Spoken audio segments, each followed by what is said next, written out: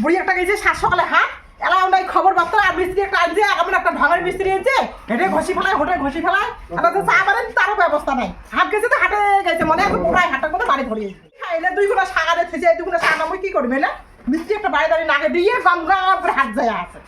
বাজার কোনো কয়া না গেল বার মিস্ত্রি ফিরি নাগে দিয়ে গেছুম বউ যে কি না গাইছে মোচা ফোচা করি না নাই আর দিয়ে শনিবে কয়া না গেলুম একটা কথা না বলি বল কিচ্ছুই না করে দাম তো দাম কি করে ধরছি বৌমা বৌমা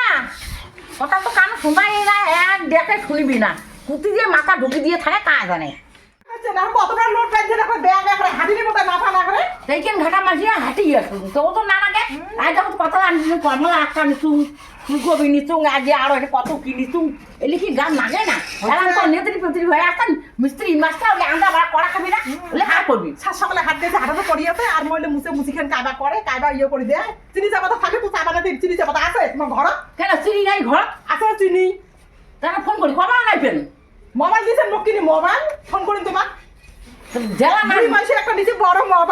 মোবাইল নিয়ে হাত যাওয়া খায় যে মোবাইলটা বাড়ি ফিরে যান ওটা নাই তা ঠিকই আছে জেলা যান সাথে করবেন বলে মিস্ত্রি নিচেন কি খোয়াবেন চিনি নেই পাখি নেই বিস্কুট নেই দেখো মিস্ত্রি আর পান নাই এই মিস্ত্রি দিয়ে দেখো তো কি কাজ লাগাইছে কালি এলে রঙগুলোর পট্টিগুলো নাগাল আজ সব ঘষি ফেলে দিয়ে যাচ্ছে তোমার গা ওখানে তো পড়ছে এলে মুই কি করি না লাগে তোমরা মিস্ত্রি নিয়ে কোনো ভাবসা বুঝেন ভাবো মুই কোনো ভাব না বুঝো মোর কথা হয়েছে রং লাগাইছে রং থাকবে কেন ঘষি ফেলাইবে তো ওই উপরে আরো রং করবো ওইলে তো না ঘষায় তার রং লাগবে কেন নাকবি টাকা লাগানে এলে টাকা লাগানে এলে টাকা লাগানে বলে আমনে যাচ্ছে রং এলে পট্টিগুলি আমনে যাচ্ছে টাকা লাগানে এলে ওইলে টাকা না ঠিকই আছে ওইলে তো চেঁচে নিবি চেঁচিয়ে তারপর না রংটা নাকে নাকবি আর তোমার মিস্ত্রি কইলে ভাষা বন্ধ করো যেমন সামনে থাক ওগুলোর উপর দিয়ে রং করো মুই হইলে ওই পয়সা দিয়ে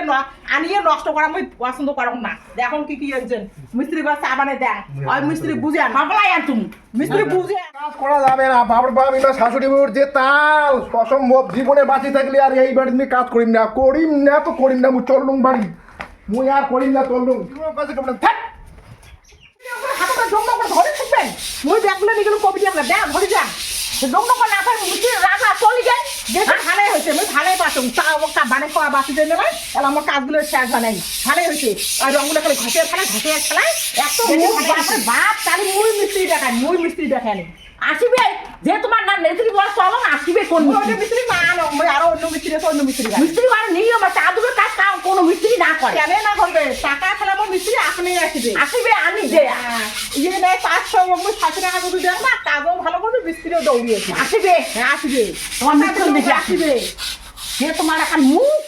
রাখলে চলে গেল যাও না করতে দিতে টাকা ফেলাবো টাকা দিব কেন রং ফেলাবে অন্য মিস্ত্রি আনবে তাও না রং ফেলাই যে উচিত কথা বলে হাড্ডির বিষ পড়ে হাড্ডির বিজার কোটে পড়ে উচিত কথা কত মিস্ত্রি হাড্ডির বিষ পড়ছে চলে গেছে না আপনি কি ভালো হয়েছে আদুরের কাজ কাম তোমরা করে নিয়েন মই মিস্ত্রি দেখানেন কালি আনেন যায় কোটে গেল না মিস্ত্রি এখন নেতারে যাতে নেত্রী বেছে হাত বুড়ি একটা হাত দেয় করে এখন একটা সান্ত্বনা আনছে ওইটা বা কি করবে একটা কবি এনেছে যাও